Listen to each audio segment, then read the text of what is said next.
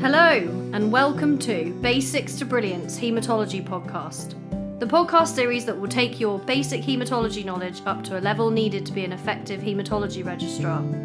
We hope that the content we cover here will help you prepare for the dreaded Haematology FRC Path Part 1 examination. But most importantly, we hope that this series fills you with excitement for the fantastic, dynamic and highly rewarding specialty of haematology. My name is Dr. Anharad Everden, Haematology ST5 Registrar in the Southwest Deanery. And my name is Dr. Sayed Haider Jaffrey, Haematology SHO and aspiring haematologist. And let's get started on today's topic. From basics to brilliance.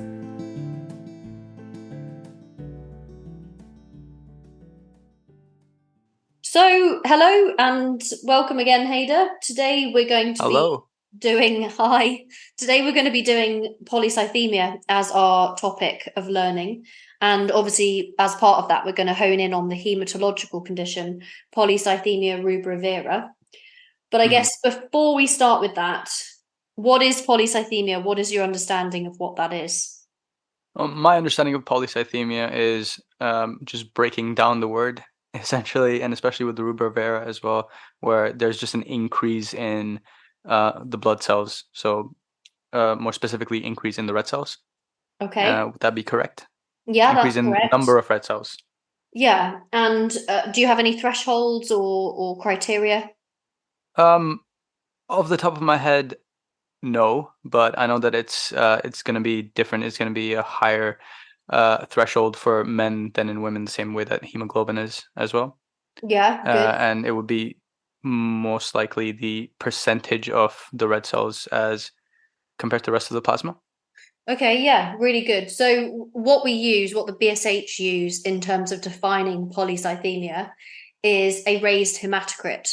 So in men, a raised hematocrit of greater than 0.52, and in females, a raised hematocrit of greater than 0.48. Okay. But I think before we go any further, I think it would be really useful for you and for listeners to go through the different indices that you get on a full blood count and make sure that we just understand what that's telling us. So hematocrit, to start off with, is the percentage of red cells. So it's essentially measuring the volume of packed red cells relative to the whole blood. And if I explain how it used to be done, how it used to be measured in the lab, that might just kind of reinforce this for you. So we take a glass test tube of whole blood, and when you centrifuge whole blood, what happens is you get red blood cells at the bottom forming a bit of a pellet, and then you get your buffy coat in the middle, which is your white cells and your platelets, and then you get your plasma at the top. And what you can then do is called the Winthrop method, and it's a hematocrit tube. You can, when you centrifuge it, the red cells form a stack of red cells, like a column, and you can measure the height of that column or the length of that column compared to the total length of fluid in the column, and that will give you, therefore, a percentage hematocrit. These days, we use automated analyzers, and we don't get whole blood and centrifuge it and then look at it and interpret it with a human eye because of the number of patients' blood that we have to analyze. But instead, how the machines work these days is they use something called the Coulter principle. So what this is that basically you apply a constant current between two electrodes, and then the red blood cells will pass through that constant current. And because of the red blood cell membrane being non-conductive to electricity, it increases the electrical resistance each time a red cell passes through. And that change in potential between the electrodes is proportional to the volume of the red blood cell. And each time you get an increase in resistance, that's counted as a red blood cell going through. And so it allows you to get a red blood cell count and an estimated volume of the red blood cell. And we can then use those two indices to devise a hematocrit. So hematocrit these days is actually a calculated value in which it's equal to the size of the red blood cell, also known as the MCV, which is the mean corpuscular volume, multiplied by the red blood cell count, which is the number of red blood cells counted going through, multiplied by 0.1 and is expressed as a percentage. And I think that's just really useful to appreciate, because when you understand that hematocrit is now a calculated value, it means that you can understand how the red blood cell count and the MCV interact with the hematocrit. Red cells, you can understand that if you have reduced plasma volume, for example, somebody on a lot of diuretics, or somebody who's really dehydrated, or an alcoholic who therefore is a bit dehydrated, then they can have an apparently risen hematocrit, but actually it just reflects that their plasma volume is reduced rather than their total red cell number is higher. And likewise, knowing that the hematocrit is calculated from the MCV also allow you to understand that if you have a raised MCV, for example, an alcoholic patient who tend to get a macrocytosis or a B12 or folate deficiency, then you may well also get a raised hematocrit for that reason as well. And the converse is true in pregnancy, where you get a drop in your hematocrit because your plasma volume is so increased relative to your red blood cell amount in pregnancy that you can get an apparent reduction in your hematocrit. And absolutely, I think it's all about trend with any of your myeloproliferative conditions in hematology. But particularly, I'll get phoned quite a lot about a poorly septic patient in A&E when I'm on call. And the question is, they've got this really high hematocrit. Do we need to do something? And actually, it might just be that they're really dehydrated from their sepsis, and giving them fluids and looking at the trend and realizing that their last full blood count a couple of weeks ago when they were well was fine makes you much less worried about this being a primary polycythemia. So yeah, I think always be suspicious of a raised hematocrit in the first instance and think, could this actually be explained by one of the other red cell indices to start off with? Good. Mm-hmm. But let's say we have thought about that and actually we can't rule out that this is not a true hematocrit rise. Do you have a framework in your head as to how you would then approach a raised hematocrit? Well, I would think of it in relation to EPO, Okay, because great. it's something dependent on the production of the red cells itself is gone off. Yeah, So and I then think dependency on EPO. Yeah, exactly. And I think that's a really good way to think about it, because EPO, as you know, is the hormone that's made by the kidneys in response to oxygen sensing. And so in situations of hypoxia, your body will naturally make more EPO from the kidneys. And that is then a really important growth hormone that will then stimulate red blood cell production from the bone marrow. And I guess what we're interested in, again, as hematologists, in particular, is that EPO-independent growth of red cells, which indicates that it's a malignant clone. So how do you think about EPO-dependent polycythemia? What do you mean by that? Can you further divide that for me? Would it be appropriate and inappropriate EPO dependence? For example, I would say in the appropriate section, I would put this is an example from med school as well. Mountain dwellers, they would have an Okay. increase in EPO, and they would have a higher hemoglobin concentration because their actual oxygen that they're using, the saturation wise in the air is a lot less, so they need to carry more. Yeah, sure. And yeah. So high altitude. Yeah, Mhm. absolutely. And that reflects an appropriate adaptation of the body to Mhm. living at low oxygen levels. Yeah. And then inappropriate. Would it be correct to say in terms of other malignancies that are EPO-producing tumors? Absolutely. Such as? Uh, renal cell carcinoma Perfect. or medullary hemangioblastoma? Yeah. Is that one of them as well? Cerebellar hemangioblastoma. Cerebellar. There we go. Yeah.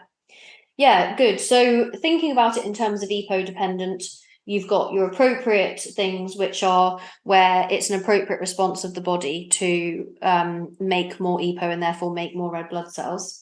So you've got generalized chronic hypoxia, so people with lung disease, smokers, also things like the what's it called when they have a obstructive sleep apnea. So thinking about if they've got a high BMI, if they snore, doing an Epworth sleepiness score and thinking about their neck circumference.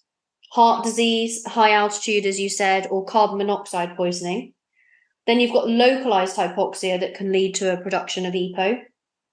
So by this, I mean things like renal artery stenosis, end-stage renal failure, and also polycystic kidney disease. And then also post a kidney transplant, you can get an erythrocytosis because this patient has been probably used to having really low EPO levels through chronic kidney disease. And so about 10 to 15% of patients notice for about 8 months post-transplant that they have a raised hematocrit, which is in part thought to be due to increased EPO production as their native kidneys are left in place making a bit of EPO and their new transplanted kidney makes EPO. So post-transplant erythrocytosis.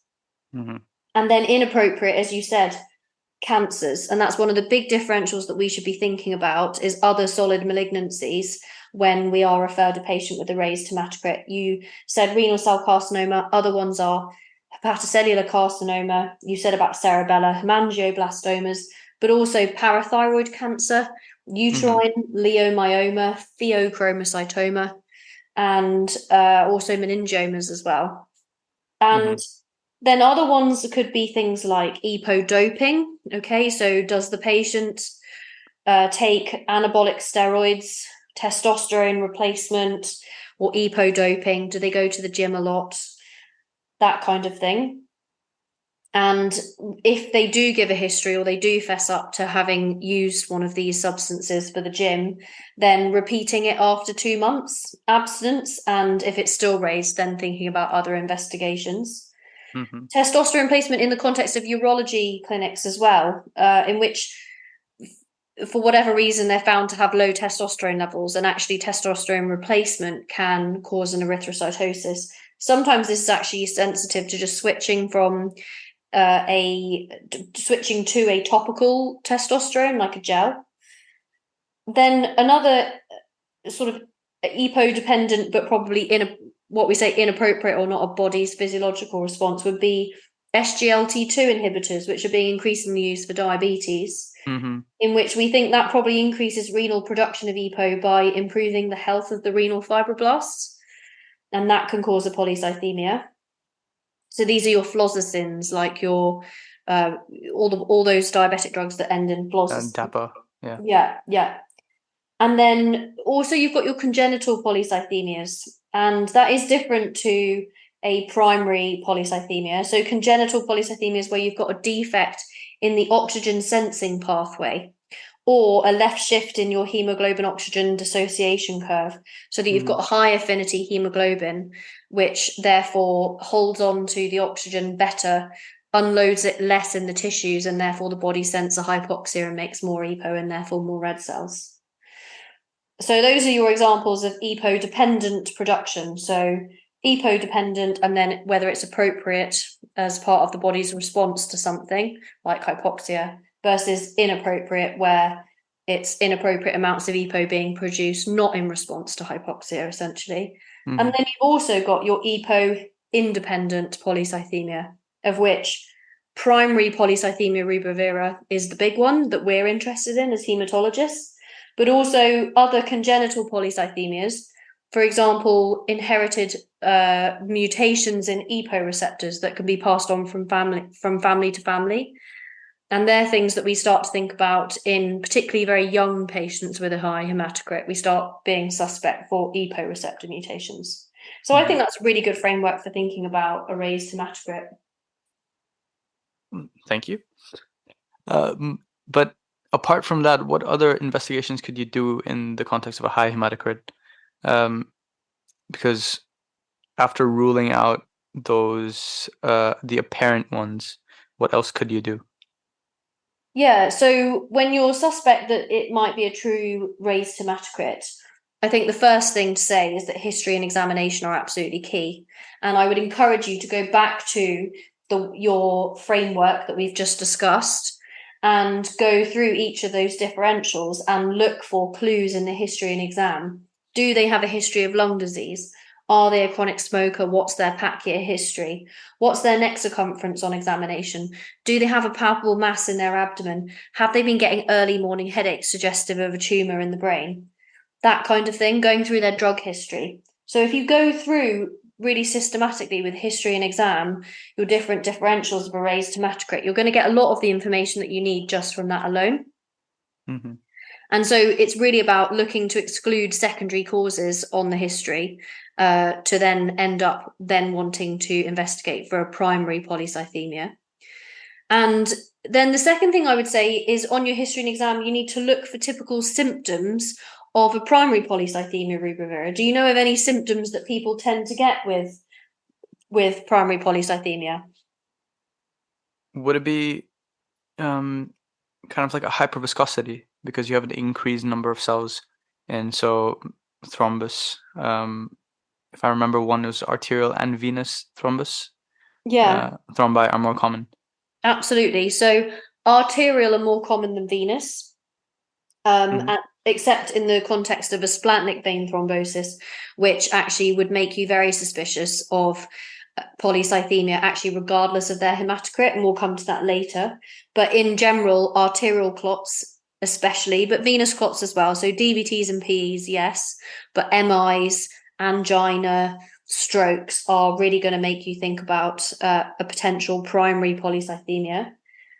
And then, as you said, this sort of a hyperviscosity in which you get microvascular disturbance. So places where your blood vessels are really small are going to be affected the most in terms of symptoms from raised red blood cell count. The brain, the kidneys, and things like Raynaud's, and this thing called erythromelalgia, which is basically where you have this burning in your hands and feet, or hemorrhage as well. And then the other thing is splenic symptoms. So splenic pain or early satiety from having a big spleen. Itching, in particular aquagenic pruritus, which is this lovely sign. Yeah, do you know what aquagenic pruritus is? Yeah, the one where you've just stepped out of a hot shower and you start itching everywhere. Yeah, exactly. Is that the one? Yeah. Yeah, that's it. And that's actually a really good sign for primary polycythemia rubra vera. And then gout. Is that quite common? It is quite common, actually. You will genuinely find patients that actually volunteer that symptom after a hot shower, or if you ask about it, they're like, yeah, I really do get that. So that's quite exciting. And gout is another thing because they've got high cell turnover. And like all of your myeloproliferative neoplasms, these patients can feel quite fatigued and have quite a lot in the way of constitutional symptoms and drenching sweats. And then thinking about how old your patient is, do they fit the right sort of phenotype? So classically over the age of 60, classically males affected more than females, and then also thinking about family history as well. So that's really important to ask about in your history as well. And then the third thing I would encourage you to think about, and particularly when you're on call, this is important, and you get phoned about a raised hematocrit, is screening for indications for urgent venesection in the history, okay? Because we'll talk more about venesection in a bit, but essentially the things you need to be thinking about as the hematology registrar on call when you're phoned about a raised hematocrit is, do you think this is primary or secondary? But then also, do you think that they might need venesection before you can decide if it's primary or secondary? Because venesection sometimes does need to be done before you've even got your diagnostic tests back. And so looking for hyperviscosity symptoms in particular, there's sort of a triad of mucosal bleeding, so gum, nose, and GI tract. Vision, so either blurred vision, double vision, papilledema, retinal hemorrhage, retinal vein occlusion. And then neurology, so headache, dizziness, and vertigo, feeling sleepy, having tinnitus or impaired hearing, or obviously if it's extreme, ataxia and seizures. But those are the sort of three things you then need to be thinking about. And you need to be deciding, okay, do I need to venesect this patient? And with venesection as well, there's quite a high risk of iron deficiency post-venesection, isn't there? Okay. That's the whole purpose of venesection, and we'll talk about that in a bit, because we're making the patient purposely iron deficient to control their hematocrit. Right. Okay. But we'll talk about that in a sec. So history and exam basically are really, really important when you're approaching a patient with a raised hematocrit. But then obviously you then need to go on and do some blood tests. So full blood count's really important. And we've talked about looking at the trend and looking at the different indices. A blood film can be important because it can allow you to rule out other hematological differentials. So it can allow you to look for blasts or a leukoerythroblastic blood film where you have immature white blood cells and red blood cells. And it can allow you to look for like monocytes, for example. Then the other blood tests you need to do are things like UNEs and LFTs and calcium to look particularly for cancers, okay?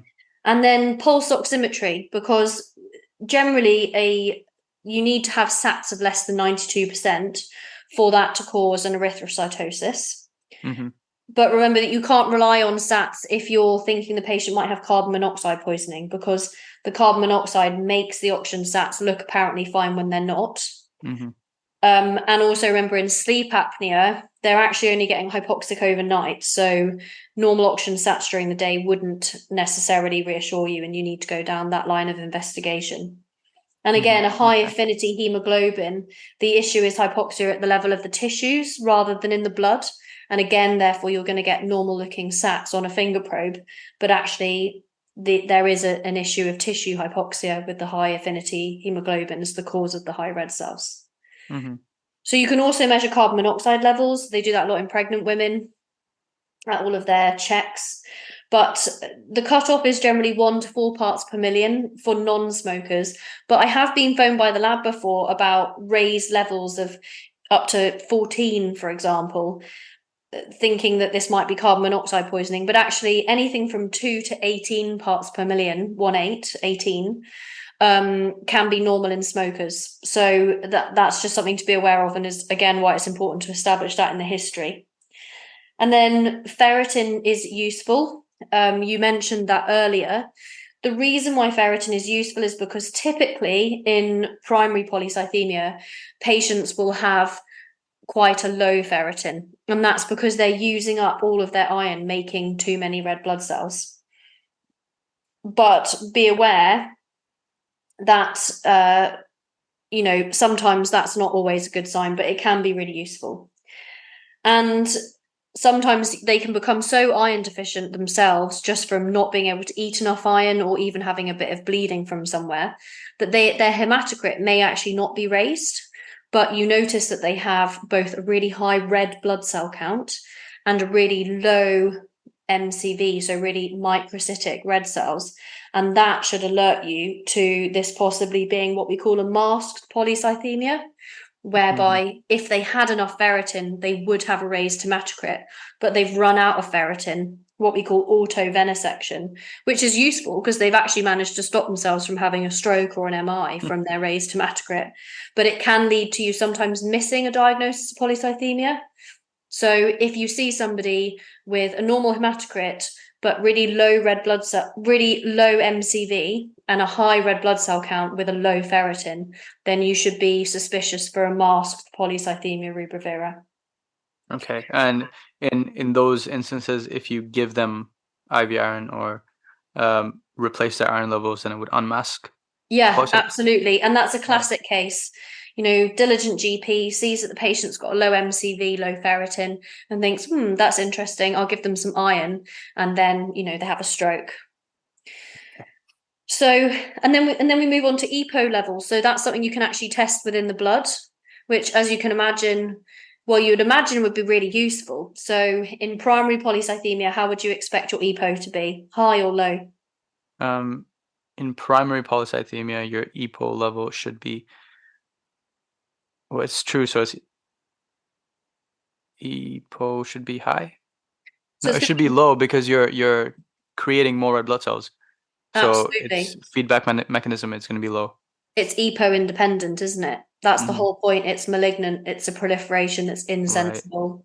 Right. And so actually your high red blood cell count is going to push your EPO down even further. As if it's a secondary polycythemia, so secondary to, let's say, lung disease, then what's your EPO going to do? It's going to go up. Exactly. And I wish that the body read the textbook and followed those rules. Unfortunately, in reality, EPO isn't that useful for the vast majority of patients. And generally speaking, if it's really high, it is useful because then you're like, okay, now I need to either hunt for hypoxia, either local hypoxia of the kidney, hypoxia from lung disease, cardiac disease, high altitude, or in particular, think about cancers making EPO. But if it's low or normal, then it's not usually that helpful. So a raised EPO level can be helpful, but normally it will come back at sort of some mid-range and it doesn't really help.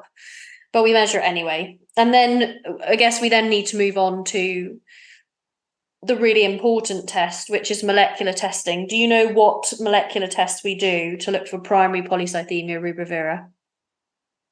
Is that the JAK2? Yes. Yeah, JAK2. Okay.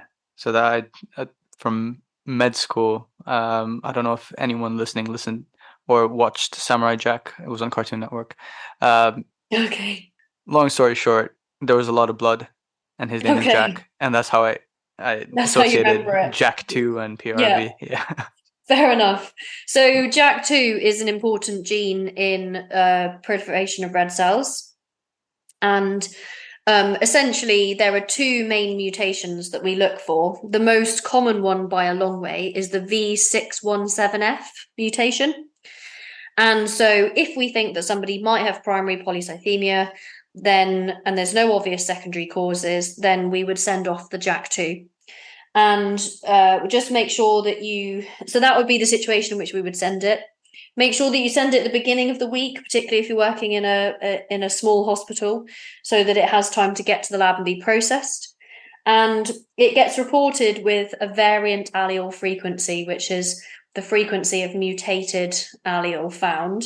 And anything from 2% and above is thought to be positive, because that's the sensitivity at which it can reliably detect a mutation.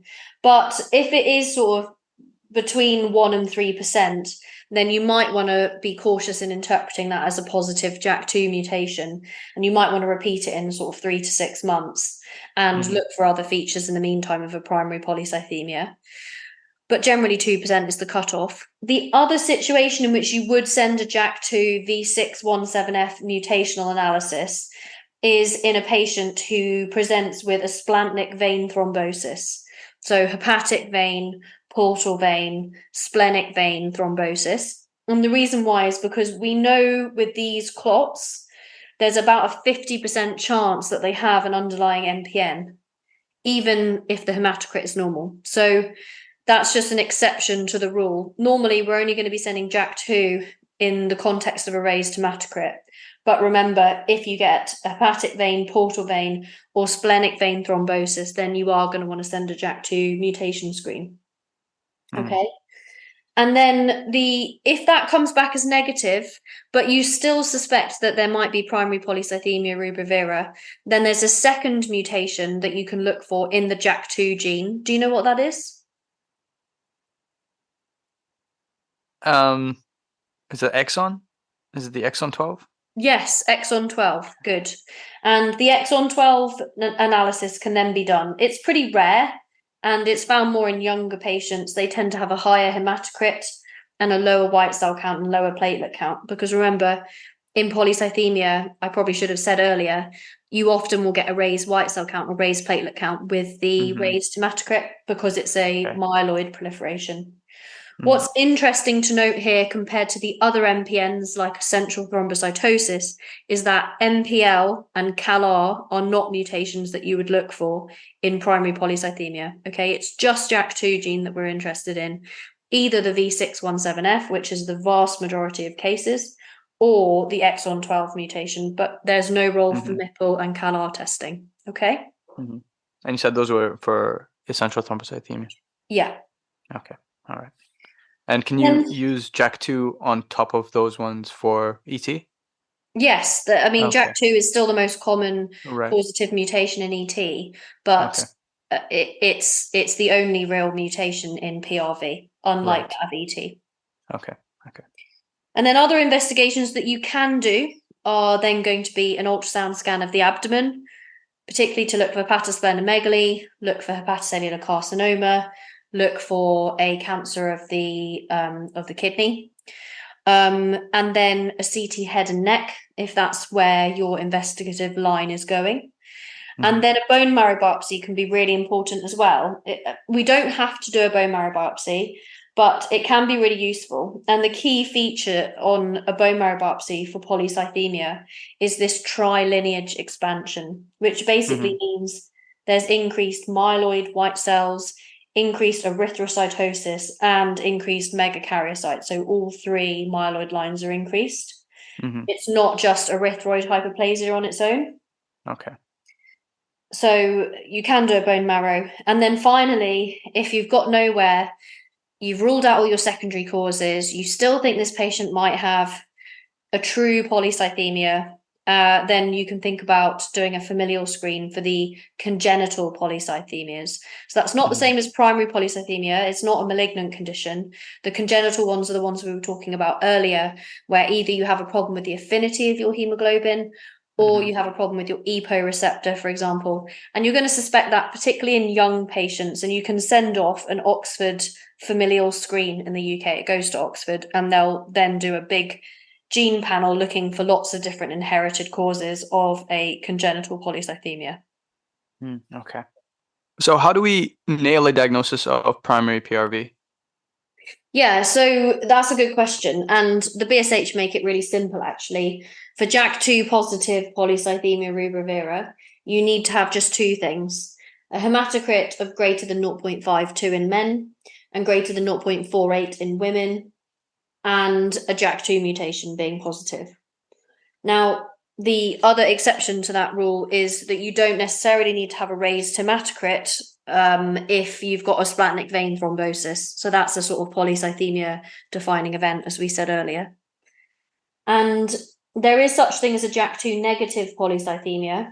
And to be able to diagnose that by the BSH, you need to have all four of the criteria: increased red cell mass or a slightly higher hematocrit cutoff of 0.6 in men and 0.56 in women, no JAK2 mutation, no cause of secondary erythrocytosis, and a bone marrow biopsy that's consistent with polycythemia.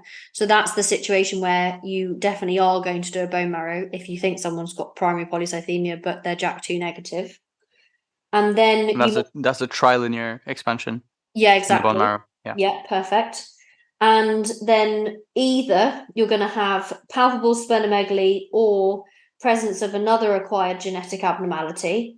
And then lastly, you're going to have either two of the B sort of criteria, which are thrombocytosis of greater than 450, and neutrophil leukocytosis, so neutrophils greater than 10 in non-smokers and 12.5 in smokers, radiological evidence of splenomegaly, or a low EPO. So more difficult to diagnose JAK2 negative PRV, and note that higher hematocrit cutoff. But for standard JAK2 positive PRV, which is the vast majority of primary polycythemia, it's really simple. You just need the raised hematocrit or the splanchnic vein thrombosis, and you need a JAK2 mutation. Okay. And if all else fails, straight to Oxford. Well, yeah, right? But remember that's for your congenital polycythemia, which is different to primary polycythemia. Okay. All right, noted.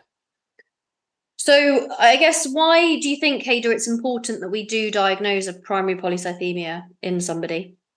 I mean, from my point of view, we said that the clot risk was quite high, arterial, and even in the terms of the splanchnic vein thrombosis as well, and most likely malignant transformation. Yeah, well?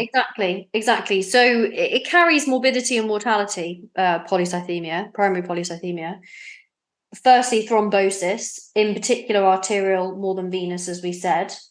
And based on the largest prospective study in polycythemia, the ECLAP, which was the European Collaboration on Low Dose Aspirin in Polycythemia Rubra Vera, a bit of a mouthful, but ECLAP abbreviated, in 2005, thrombosis risk was most dependent on age and previous clot history. So in particular, older patients or patients that have already had an MI or a stroke in the past are the ones you're going to worry about the most. And so we say a high risk polycythemic patient is somebody that's greater than or equal to 65 years old, and has had a previous clot. And a low risk patient is somebody who's less than 65 years and has had no previous clot. Okay. Note that this 65-year cutoff is also used in things like myelofibrosis, but unhelpfully, essential thrombocytosis, we use an age cutoff of 60, just to note, but it's 65 for polycythemia. And there's a bit of a debate as to what exactly predicts thrombosis risk, whether it's really the hematocrit or the white cell count, for example. But either way, the thrombosis risk is considerable. And so therefore, this is one of the big things that we want to intervene with. And then, yes, as you said, transformation to either acute myeloid leukemia, as with any myeloproliferative condition, but also the risk of transformation to myelofibrosis as well. So splenomegaly at presentation is associated with reduced overall survival and an increased risk of myelofibrosis and AML. And the LDH can be useful as well for predicting an increased risk of transforming to myelofibrosis. If you have a higher variant allele frequency burden of more than 50% at diagnosis, that also predicts increased risk of transformation to myelofibrosis. Mm-hmm. So that's why it's important, is clots, progression to AML, and progression to myelofibrosis. Okay. And you were speaking about risk just now. Is there a specific risk stratification score or a name that is established? Yeah, there is. So the BSH will sort of define you as high risk based on a number of different things. And that's useful to know who are your high risk patients, because they're the patients that are going to qualify for what we call cytoreduction. But basically high risk is age and previous clot history, essentially. Right. Yeah. Okay. And how would we manage these patients?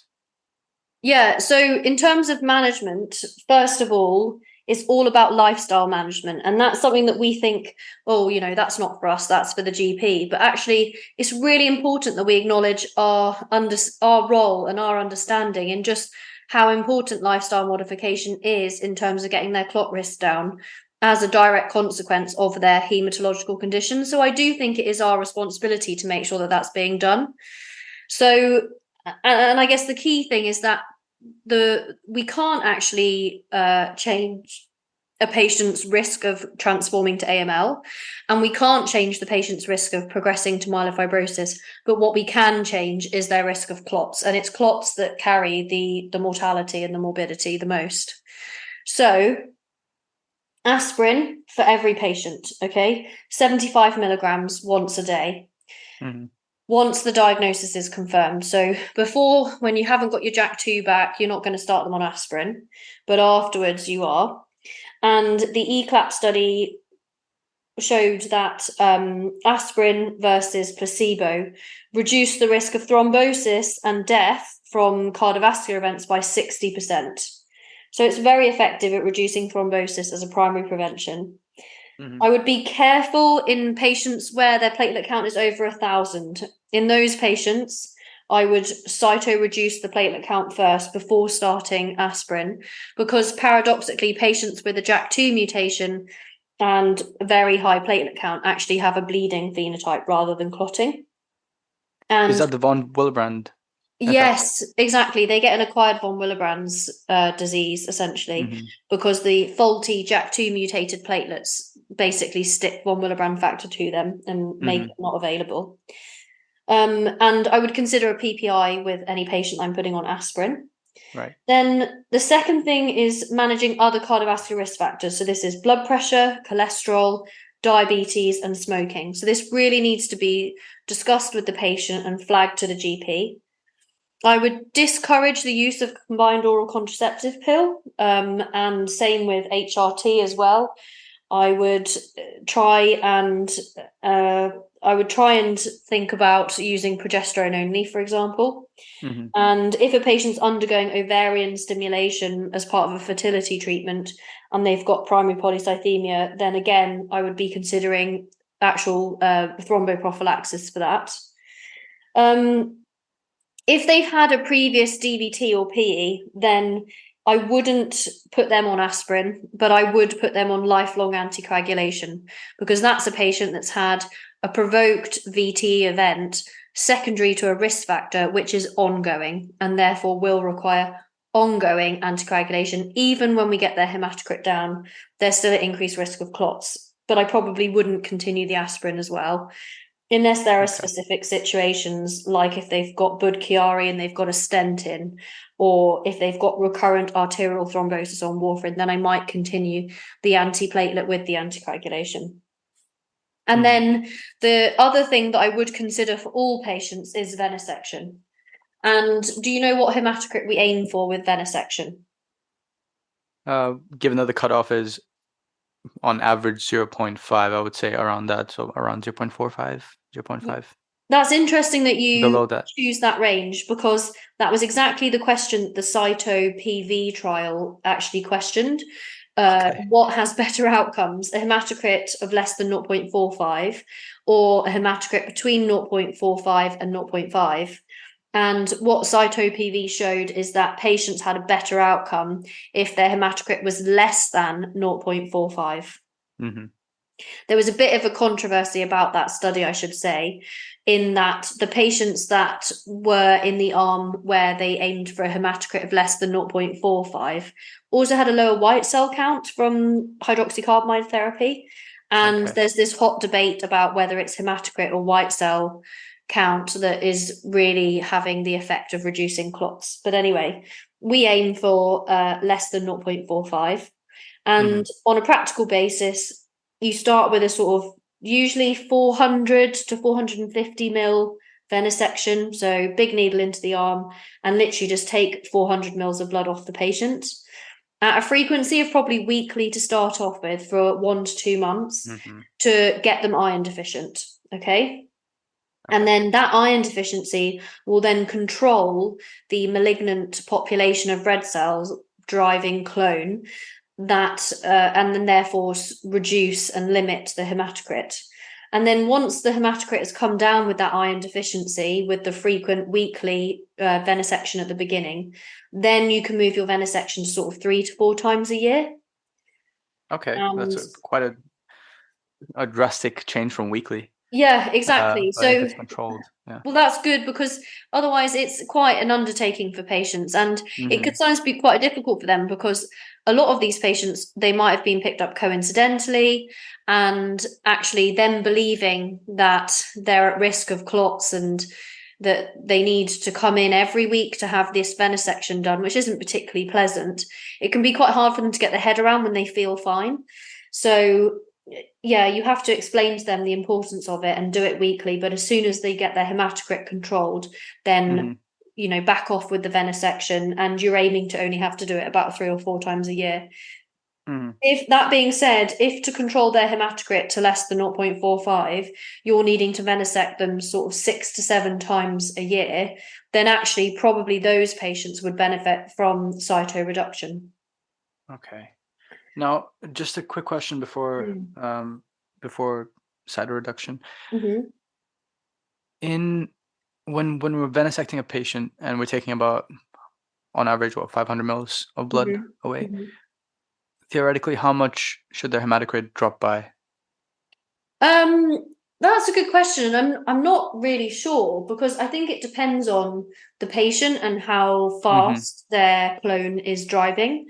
So I think certainly weekly venesection for 1 or 2 months should get your hematocrit down. I think if it doesn't at that stage, then that would be more unusual. So I would expect it to come down within 1 to 2 months. But yeah, it's a good question. And sometimes sometimes if you do have a patient where their hematocrit doesn't seem to go down, you should dig it a bit more deeper into what actually happened on the day unit when they came to have their venesection. Right. Did they have issues with low blood pressure or faint? And as a result, they only took a smaller amount off than expected. You can manage that. That can be quite a big problem. And you can manage that with giving IV fluids at the same time, for example. So in what we call an isovolemic venesection.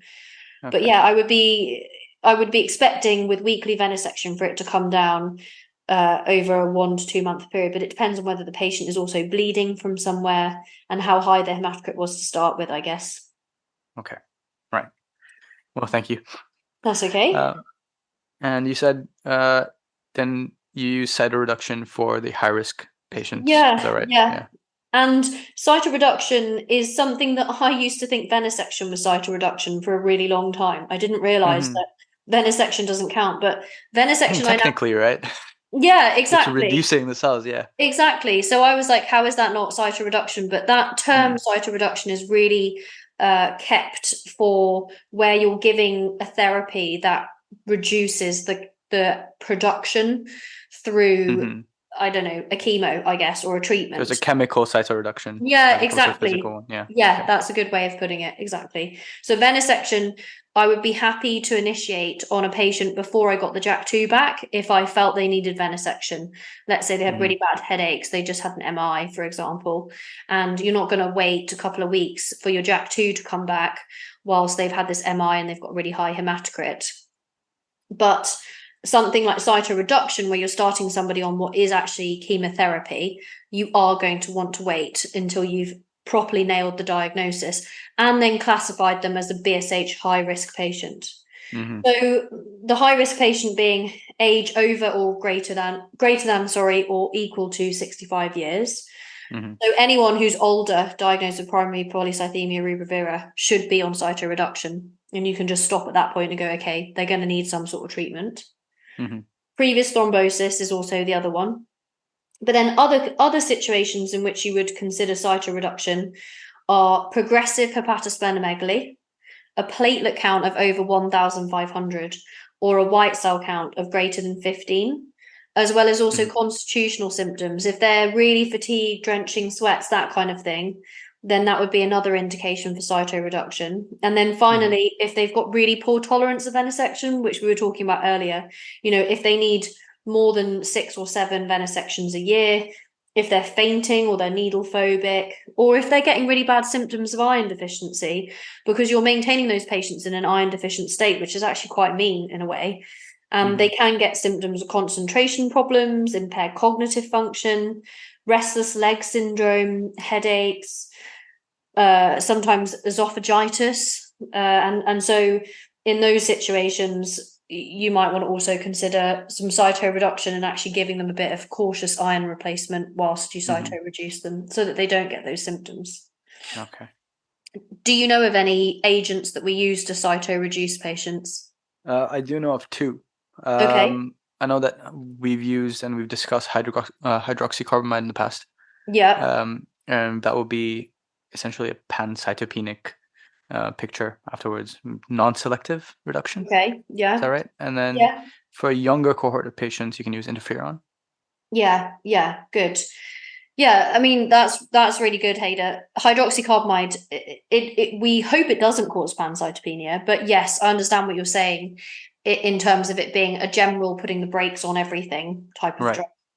And the data of benefit in controlling counts and reducing thrombosis is actually extrapolated from essential thrombocytosis patients' data rather than polycythemia data itself. But essentially, there's about an 11% reduction in vascular complications compared with venesection alone, with an overall survival advantage. So it is good stuff. It does cause a macrocytosis, so it will put your MCV up to like in the range of sort of 120, 130 sometimes, so really quite high. It doesn't mean they're B12 and folate deficient. It's just an effect of the drug. And so you'll have a lot of GPs writing to you going, do you know your patient's really macrocytic? And we'll say, yes, we do. They're on hydroxycarbamide. And it's quite useful. Refers to the hematologist. Yeah. And it's quite useful actually because it allows you to see whether they are actually taking their hydroxycarbamide or not. It's quite a good test of compliance. But it can cause myelosuppression, as you say. Generally well tolerated. It's a tablet. You can get ulcers of the mouth or the skin, and it does increase your risk of skin cancer, particularly squamous cell carcinoma and actinic keratoses. It's not safe in pregnancy. Okay, so you must stop it 3 months beforehand for it to wash out before conception. And one of the big concerns about hydroxycarbamide has been this possible risk of it increasing your progression to myelofibrosis, or particularly AML. There is not good evidence for this, and we use hydroxycarbamide in young sickle cell patients, and they haven't developed lots of AML. But it does make you more nervous to use it in younger patients. If you've got particularly a female in the sort of fertile age range where she might want to have a baby as well, I'd be feeling uncomfortable about using hydroxycarbamide in that type of patient. And so often interferon will be used instead. But for older patients, it's perfectly fine. But I think the key thing is to make sure that they know that there is an increased risk, particularly of skin cancer. You'd start with probably 500 milligrams once a day. So hydroxycarbamide universally comes in tablets that are 500 milligrams in size. So 1 tablet once a day, and then check a full blood count in 4 weeks and then see how you get on. So that's hydroxycarbamide, and a lot of people end up on that because also we're really familiar with it. We know how to use it, and we can often have shared care protocols with GP surgeries where stable polycythemic patients can sometimes have their hydroxycarbamide prescribed by the GP with clear criteria as to when to get in contact with us. But the other sort of first line drug, and I would say that they are joint first line depending on the patient, is interferon alpha, also known as Ropeg interferon alpha. And the pegylated interferon has been a bit of a breakthrough. So by pegylating the interferon, we've massively improved the half-life so that you're not having to give it so often, but also we've improved the tolerability of it. So it's given as a subcutaneous injection every 2 weeks, starting at a low dose of 100 micrograms. And it's first line certainly for those of childbearing potential. But a lot of people are getting very excited about interferon because of its sort of anti-clonal activity. It's thought to have more of a disease-modifying effect by, in some way, changing the immune system so that the immune system gets rid of the malignant clone. And there have been lots of studies by drug companies showing that you're reducing the actual JAK2 allele burden by being on interferon. So there was the PROUD PV study, which was published in The Lancet in 2020, which was a phase 3 randomized control trial looking at hydroxycarbamide and interferon, and showed that at 12 months, interferon was inferior to hydroxycarbamide in terms of full blood count and spleen improvement. But then later on at 36 months, it was actually better than hydroxycarbamide. So it takes a bit longer to have its effect, but possibly is more effective when you've been on it for long enough.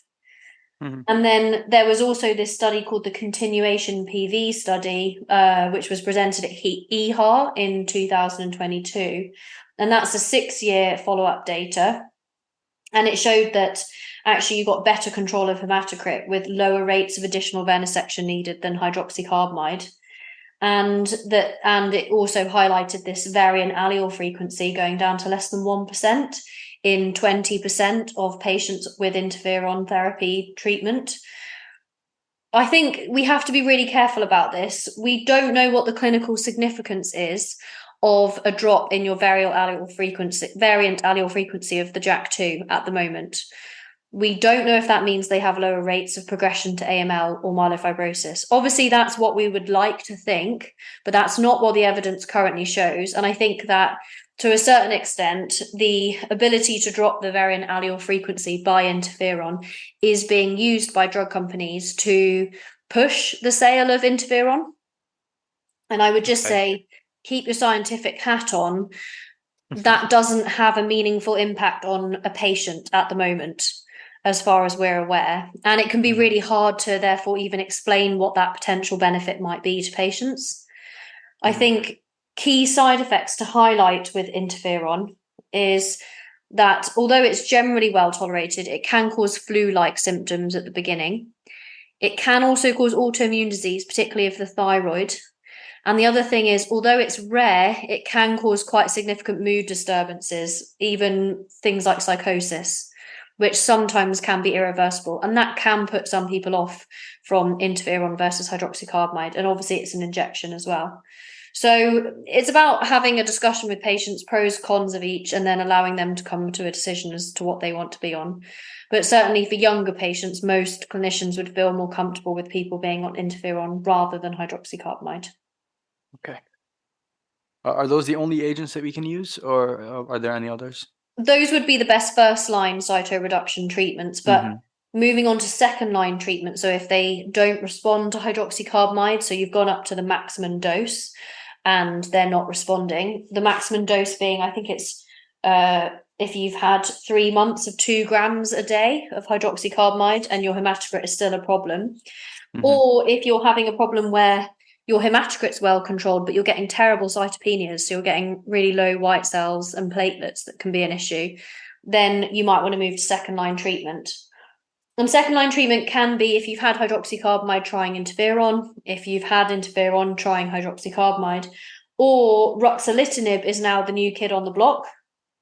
So that was licensed in September of this year, which is quite exciting. And that's for second-line use if you've failed or been intolerant to specifically hydroxycarbamide, okay?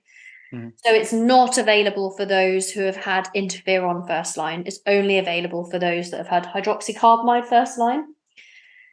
And this was from the trials called the Response and the Response 2 trials, which were trials looking at ruxolitinib versus the standard of care, and showed that ruxolitinib is effective in controlling hematocrit and spleen size. So, and then also the MAGIC PV phase 2 trial as well, and the Mithridate study, which was also important, looking at hydroxycarbamide or interferon versus ruxolitinib, and that's ongoing at the moment, okay? And the primary outcome is going to be event-free survival. But sorry, I realised I'm assuming that you know what ruxolitinib is. Do you know what ruxolitinib is or how it works? I don't know what it is. I've heard of it multiple times so far. Not in this podcast, but but in practice. But I don't really understand the mechanism of its action and why we would be using it in this setting. Yeah, so ruxolitinib is normally used in myelofibrosis. That's probably where you've heard it in that context before, where it's really good at symptom improvement, in particular in myelofibrosis. It's new to polycythemia, and it's a JAK2 inhibitor, basically. So it inhibits it inhibits JAK2. And it's an oral tablet. And so it makes sense that it would work in polycythemia rubra vera, where you're JAK2 mutated, okay? And it has really good effects on quality of life, like it does in myelofibrosis, particularly symptoms of pruritus, fatigue, and splenomegaly. But my big issue with ruxolitinib is the immunosuppression that it causes. Because if you imagine, JAK2 is a really important intracellular signaler as part of the immune system more generally. And we're not just selectively blocking JAK2 in cells that are causing all your red cells to grow. You're blocking JAK2 in all of your immune cells and your immune function. And so it causes quite high rates of viral reactivation, so of like your herpes viruses, and it limits the effectiveness of vaccines, which in the COVID era is quite relevant. And it also increases your risk of non-melanomatous skin cancers as well, the same as hydroxycarbamide. And the other thing to just say about ruxolitinib, which can be a danger, is that you can't suddenly stop it. And I have seen somebody end up in ITU before with a sort of severe inflammatory response from having suddenly stopped ruxolitinib. So you do need to wean it down quite slowly if you decide to come off it with steroid cover. So it is exciting to have that as a second line option, but it's not the magic bullet. And again, you'll see in myelofibrosis, lots of drug companies pushing their trials where you are reducing the variant allele frequency of JAK2. And again, there is no evidence that this actually has any effect on overall survival or rates of progression to myelofibrosis or AML at this moment in time. Would I be correct to assume that ruxolitinib would, in that case, not be so effective when it comes to JAK2 negative? Well, that's a good question, but some of your JAK2 negative PRV is going to be exon 12, which is still JAK2. Well, actually, no, technically that's not JAK2 PRV, so that's not true. But for things like it, for example, we still use ruxolitinib in myelofibrosis that isn't JAK2 mutated. So you've got your CALR and your MIPL mutations. You can still use ruxolitinib in that, and that's because JAK2 is probably the final common pathway for all of those different mutations, and so it does still seem to work. Okay. But that's a good question. Yeah. There's one other option, second line, which can be particularly helpful. For example, when I was working in Cornwall, if you have an elderly patient who has a raised hematocrit and lives on the Isles of Scilly, actually in that situation, she was an elderly lady and she'd come in with a stroke and we just needed to give Is that a real place? The Isles of Scilly? Yeah. Yes. Okay. Oh, yes. Okay. All right. And they come across in helicopter. And with those patients, with this lady, she was elderly. She didn't want to have to come to hospital very much. And in that situation, giving busulfan can be an option. So I remember busulfan as the busulfan bomb. And basically what you do is intermittent dosing or even a single dose. So you can do it as a single dose where you just give 20 milligrams under direct supervision of busulfan, and then that's it. Or you can do it as intermittent dosing where you give a tablet of busulfan at a lower dose of 2 to 4 milligrams once a day for 7 to 14 days, and then check the full blood count every 2 weeks and then redose, but never prescribe more than 4 weeks at a time. Either of those situations, either the single large dose or multiple dosing for 1 to 2 weeks and then checking a full blood count, are options to basically bring that hematocrit down quite quickly. The reason why we would not be doing this in young patients is because we know that it does increase your risk of leukemic transformation. And so you're only going to give it in people that are elderly and have a limited life expectancy, so that they're unlikely to live long enough to have the adverse effects from increased risk of AML in the future. And the other thing is it can cause pneumonitis. So those patients need to avoid ever having 100% oxygen. So that is a good option, though, for patients that don't want to come to hospital or live on the Isles of Scilly and are elderly and you just want to get the hematocrit down, then that can be an option. Okay. All right. So those are your treatments. Yeah, that seems like quite a good list of, and a good range of cytoreductive methods to be used. Yeah. And kind of takes into account different kinds of cohorts of patients. Yeah, exactly. Which is quite reasonable. Yeah. I just think one other thing to just touch on that caused me a lot of anxiety at the beginning of my sort of hematology on call queries about raised hematocrit in patients is you get called classically about a patient who's just had an MI, they've got a trop of 10,000 and the medics have noticed that their hematocrit is 0.58. What do you do? And I guess I can give them a list of investigations, things to ask about in the history, exam, blood tests to do, as we've talked about today. Advise that they start aspirin, liaising with cardiology. But the question is, like, would you start venesection or not? And I think the key thing is that you can start venesection before you've confirmed it's primary polycythemia. But be careful about starting venesection in that acute period, because what you don't want to do is cause hypovolemic kind of drop in blood pressure and therefore actually make things worse. Consider doing an isovolemic venesection consider letting the dust settle for sort of 24 hours and discuss with your colleagues about what the best thing is for that specific patient. But, I think most of the time people would be okay with you starting venesection. But what I wouldn't do is start cytoreduction until I'd actually established that there was a clonal malignant drive found. And I just think that's worth saying and highlighting, because that I used to be really confused about. But actually, you can venesect, but just don't start cytoreduction before you've confirmed that it's a primary polycythemia. No, that's very reasonable. And I think in the context of like a very high trop MI, I know from personal experience and seeing how one number is just going to freak you out in terms of the trop being really high. So people do tend to also miss the other values within a blood count and might just attribute it to the MI itself. So Yeah. it would also, it's good you highlight that as well, and it might make people be more aware of the blood count itself and having other differentials as a part of their diagnosis. Yeah. So finally, I think something we need to just briefly touch on in polycythemia is polycythemia in pregnancy. If you're new to preparing for part 1 FRC path, then you might not be aware, but the examiners love to take any clinical scenario and then make the patient pregnant to really test your understanding and your knowledge. I think the key points to make for polycythemia in pregnancy is that you must stop hydroxycarbamide because that's teratogenic 3 months prior to pregnancy.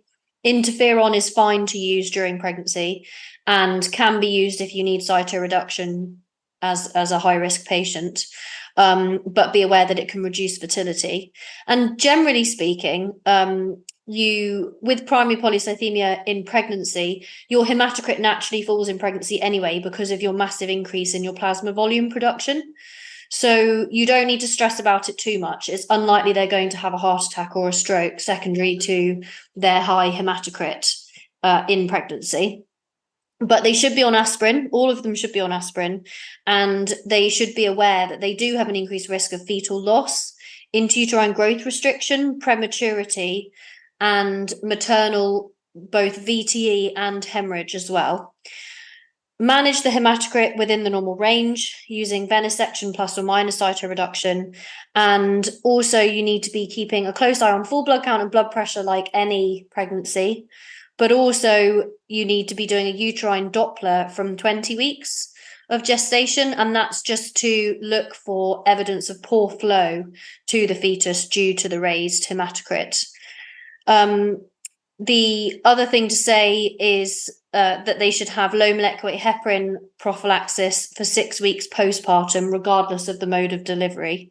And breastfeeding is safe with low molecular weight heparin and aspirin, and is permissible with interferon if it's needed.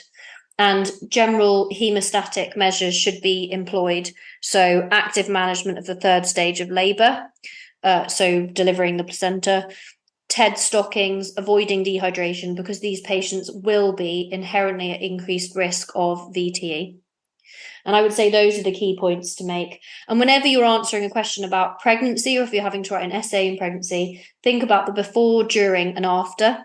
So before, when they're getting pregnant and when they get pregnant, the during, when they are pregnant, what you need to do, and then postpartum as well. So that's important to say. And then I think finally, the other thing to just bring up is secondary polycythemia. So when you've got a secondary erythrocytosis, generally speaking, that's not for the hematologist, okay? However, there are sometimes situations, if you have a secondary polycythemia from lung disease, for example, whereby you might want to get involved. Generally, secondary polycythemias should be dealt with by dealing with the underlying cause. So if they've got lung disease and they're hypoxic, they should be on long-term oxygen therapy or CPAP. Or if they've got a renal cell carcinoma that's causing them to have high hematocrit, cut out the cancer, okay? But if their hematocrit in secondary polycythemia is above 0.54 is arbitrarily taken, or 0.55, then you should start venesection sometimes in some patients, probably to reduce their risk of a clot, but it's quite an evidence-free zone. And in congenital erythrocytosis, again, we wouldn't be doing cytoreduction because that is just for your primary malignant clone-driven polycythemia. But you could consider venesection. And they say for that, you would aim for a hematocrit of less than 0.52 rather than 0.45. So again, a higher threshold. And I would say that's probably it. Do you have any questions, Hader? None that come to mind. I think I've relentlessly asked you questions during the course of this podcast. So I think no, it's been very informative so far as well, especially in the context of differentiating secondary polycythemias and knowing when to look for a primary one. Yeah, brilliant. Yeah, thank you. Great. All right. So let's summarize then. What would I say are the three sort of take-home messages? I guess firstly, the hematocrit is a calculated value these days in automated labs. And so you need to interpret the hematocrit in the context of the rest of the full blood count to make sure that you're dealing with a true versus an apparent polycythemia. I would say secondly is I would highlight the framework in how to approach a raised hematocrit. So thinking about EPO-dependent versus EPO-independent. And with EPO-dependent polycythemia, thinking about appropriate EPO-dependent polycythemia in response to chronic hypoxia from lung disease, specific localized hypoxia from renal artery stenosis, for example, and then inappropriate EPO-dependent polycythemia, for example, cancers making your EPO. And then EPO-independent polycythemia, which generally speaking is going to be your JAK2 positive primary polycythemia, and also some of your congenital causes where you've got an EPO receptor mutation. And your key mutation in primary polycythemia is JAK2, mostly V617F, sometimes exon 12. And then thirdly is that the main aim of treatment of polycythemia is to reduce the risk of thrombosis, particularly arterial clots. And that can be done through aspirin. Lifestyle factors are really, really important. And then venesection. And then for the selected high-risk patients or where they have certain criteria met, like lots of constitutional symptoms, then cytoreduction with hydroxycarbamide, interferon, ruxolitinib, or sometimes busulfan can be used. And just to summarize the target hematocrit that we aim for in these patients, less than 0.45 for polycythemia rubra vera, less than 0.52 for congenital erythrocytosis, those are the ones that you send for the Oxford screen, and less than 0.55 for secondary polycythemia in specific cases. For example, somebody with lung disease where you're worried about their VT risk. Okay? And that's it. Amazing. Thank you so much. No worries. Okay, I'll see you next time. All right, see you. Goodbye. Bye. Thanks again for listening to Basics to Brilliance Haematology podcast. If you enjoy our series, please don't forget to like, leave a review, and hit subscribe to never miss an episode. See you next time.